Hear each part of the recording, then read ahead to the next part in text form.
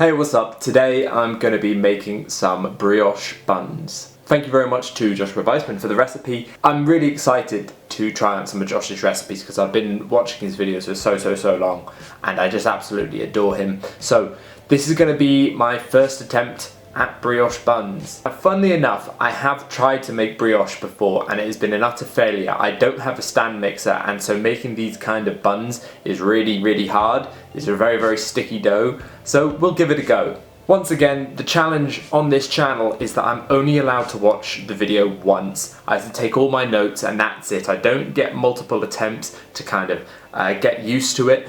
The idea is that I learn from doing. So let's get into it. So just as a reminder, I don't have a stand mixer. I'm mixing this all by hand. I took some comprehensive notes, did a pretty decent job this time.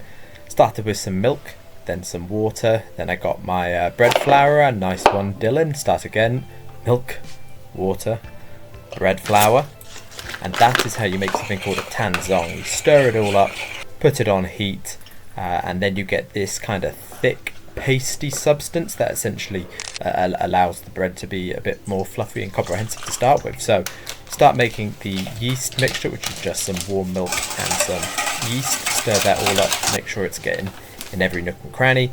Then we start on the actual dough: bread flour, sugar, little bit of salt. Mix that all together, add in the yeast mixture again, add the tanzong, 1 whole egg, and then the yolk of 1 egg.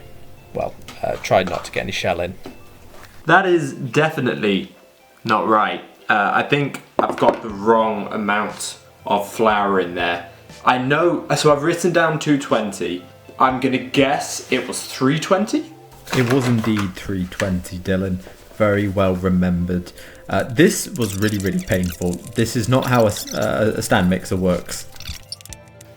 I think I basically have to do this for like 15 minutes, so I'm gonna pause the recording and get back to you. Now we need to add the butter. So I only have a little bit of unsalted butter, and then the rest of it's gonna be salted butter.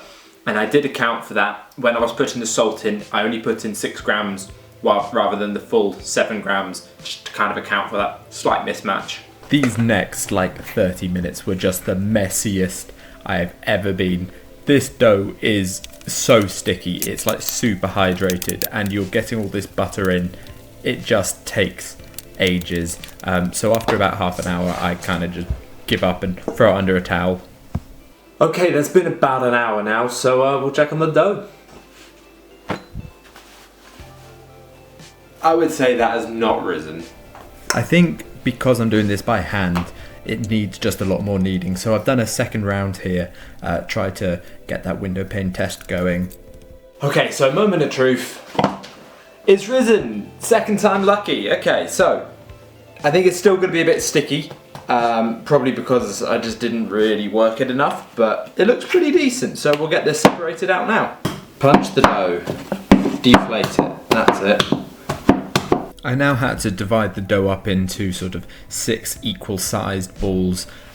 Tough old thing to do when the dough's this sticky.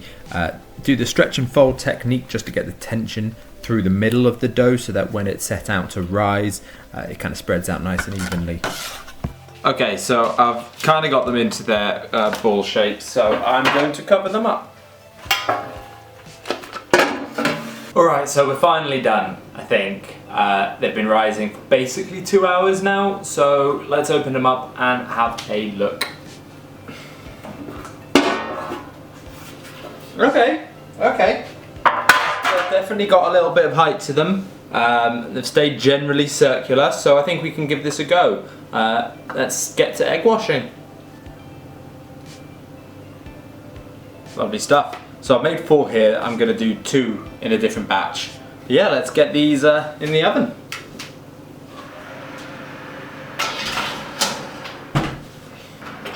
Okay.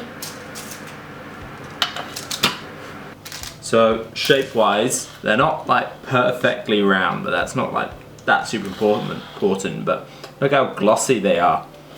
Really nice. It's a proper great egg wash. So they've turned out pretty good. They're not super consistent, so you can see around there it's got really dark and then it's really pale there. I feel like maybe I should have turned the tray at some point because that may have been due to the oven heat distribution, I'm not entirely sure. But they're fairly dense from what I can tell. Like, they don't have a huge amount of height, which means basically all the dough is still inside. So I imagine it's not going to be super light and fluffy.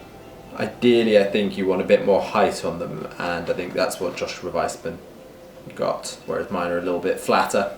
Decent crumb interior, fairly light. Smells incredible. Like, proper perfect that. It's a little chewy. I'm not saying you normally eat burger buns like this, but from what I can tell, it's a little bit chewy, whereas in my head a brioche bun should be like tear away, light. But for a first attempt, I'm pretty stoked with that. I'm pretty happy. And that's including me completely screwing up at the start with my dough, so there we go.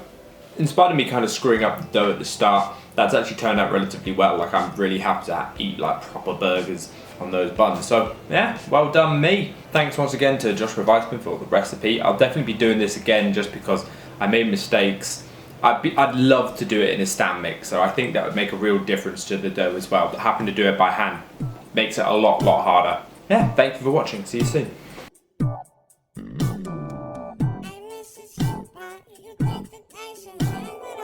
Can't feel my music, we used to dance off the line.